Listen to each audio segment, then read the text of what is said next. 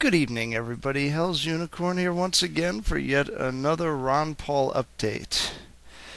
Well, my friends, all I'm going to say right now is that the trees are speaking. The tree hath not spoken, but the trees are speaking. I just spent the better part of 4 hours going through news clippings, news links, going through MP3 files of a couple of AM radio shows and a bunch of other stuff in the wake of the recent poll that came out that had Gingrich and Paul neck and neck. And the entire MSM and the talk radio wing of the MSM are shitting bricks right now. You know, 4 years ago, when this stuff was going on and Paul had a hard time getting any traction, this stuff bothered me, but this time around, this is actually kind of funny. And I'm just going to go through some of the highlights, and I will provide links where I can. Some of this stuff is kind of hard to find. Like I actually tuned into Hannity's show in order to hear the interview that he did with Paul and all the other crap that was going on that show, and I don't think there's a YouTube up of that yet. But let me go through some of the highlights of this baby. This is priceless. Okay, I just got to look this up here. People took notes on this, and I'm just trying to make sure that I get all this right. Yeah. Okay. Ron Paul, according to Sean Hannity, needs an anal exam. And all these years I thought that Sean Hannity was a gay basher. Sean, tell me something. During your time in post-Vatican II Catholic school, did those, rather striking Jesuit teachers happen to teach you about something else aside from the doctrine of lying in defense of the Pope's church? Maybe a little something went on there that we can't talk about. Maybe it was just a Freudian slip, or maybe there's something else going on there. But apparently Ron Paul's foreign policy is also dangerous. Now, the current foreign policy that we have has killed over 8,000 American soldiers, wounded tens of thousands of them, and the good Lord knows how many people that went over there to serve have psychological damage. But, the non-interventionist viewpoint of maybe not sending the military everywhere at all times to do all things, that's dangerous. Dangerous to who? That's what I would like to ask. Is it dangerous to the troops that would not be getting killed? Is it dangerous to the civilians in the Middle East that would be obvious collateral damage? In the words of Spock, to say that Ron Paul's foreign policy is dangerous is not logical. To which I respond, whoever said that Sean Hannity was logical, or anybody else of his ilk.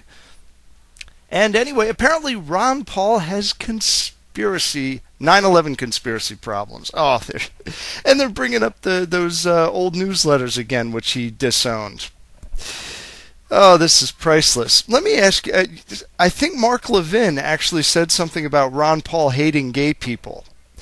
Ron Paul just voted to repeal Don't Ask, Don't Tell, and so he's the gay basher now? I mean, it's absolutely priceless how batshit these people have gone. I mean, I can't even I can't even process it all. That's how ridiculous it's gotten. And most of the people that already listen to these shows are already pretty much predisposed to not liking Ron Paul, so this really doesn't bother me as much as it would. But some of the Fox News regulars, it's a little bit more of a serious matter, but not insofar as the overgrown leprechaun Bill O'Reilly goes. This was actually priceless. Dick Morris, ex-Clintonista, is on with Bill O'Reilly, and they're talking about Ron Paul being a non sequitur, because if he was nominated, he would have no chance of defeating Obama, and yet just a couple minutes prior, they show a poll showing Newt Gingrich losing by over 10 points to Obama. I mean, this is absolutely priceless. Again, it is not logical. But again, we assume that Bill O'Reilly and Dick Morris are logical, and that is the mother of all ass out of you and me assumptions. So anyway, in addition to that, Dick Morse looked really nervous, and he wasn't really making a lot of sense. I think we need to get a prostitute with some nice open-toed shoes to settle Mr. Morse down. And speaking as someone who has a tiny little bit of a foot fetish, I can kind of sympathize there, although I don't do the prostitute thing, because I think that long-term that stuff does damage to you. My opinion might not be yours, but anyway, the joke stands for what it stands for. And Rachel Maddow was on. Well, here's an interesting one. Rachel Maddow is going on and on about how Iowa Republicans don't decide elections. Do you hear this, Iowa voters? Rachel Maddow, the irksome troglodyte from over on MSNBC, says that you don't matter, Iowa. That when you decide something, it doesn't amount to anything. How does that make you feel, voters in Iowa, that this woman thinks this?